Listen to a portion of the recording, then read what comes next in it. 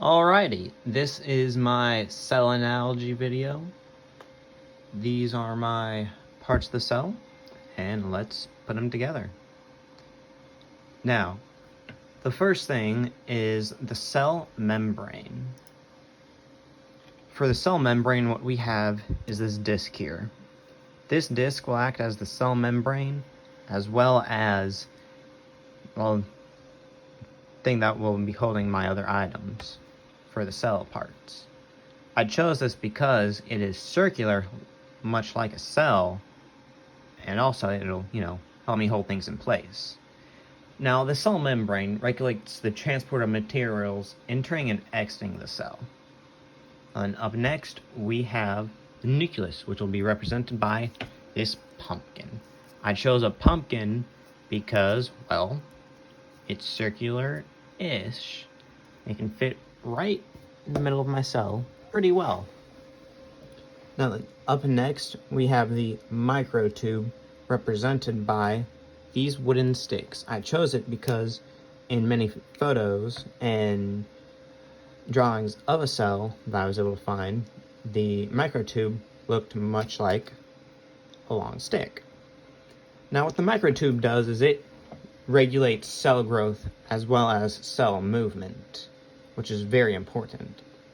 Up next, we have the ribosomes. Now, the ribosomes are quite small, so what I found were these gems. And now they can be just off by themselves anywhere in the cell, or placed in lines around the nucleus.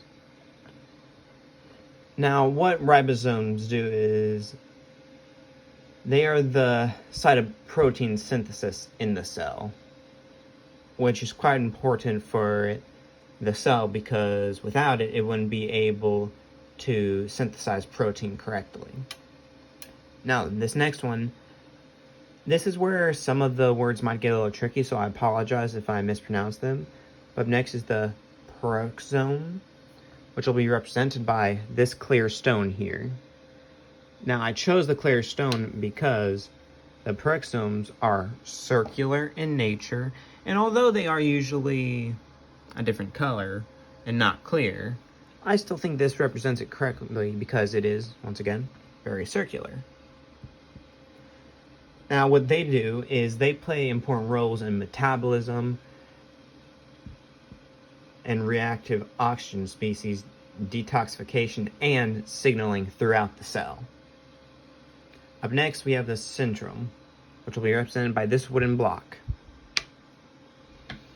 I chose it because, although they are not square or rectangular in shape, they are somewhat close-ish to it.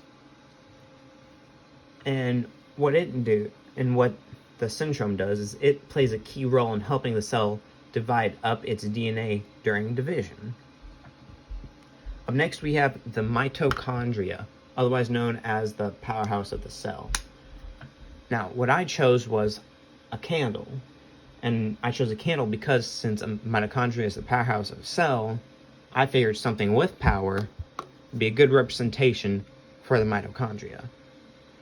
And then up next is the Golgi vascule, which will be represented by this Lego piece. I chose the Lego piece because I figured it was most fitting for it because it plays a key role in sorting many of the cell's proteins and membrane constituents and in directing them to their proper destinations. I figured what better item than a Lego because you have to sort out Legos when building, and it's an absolute pain. And that's exactly what the Golgi vascule does in the cell. Now, up next, we have the microfilament, which will be represented by these toothpicks. Now, what the microfilament does is it helps to regulate the focuses used in cellular contraction and basic cell movement. So it goes hand in hand with the microtubes in helping the cell move. Up next, we have the lysosome, which will be represented by this dime. Now, what the lysosome does is it functions as a digestive system of the cell, serving both to degrade material taken up from outside the cell. And I chose a dime because it has a face on it with a mouth. And what's used for human anatomy in order to intake food to the digestive system but a mouth and head.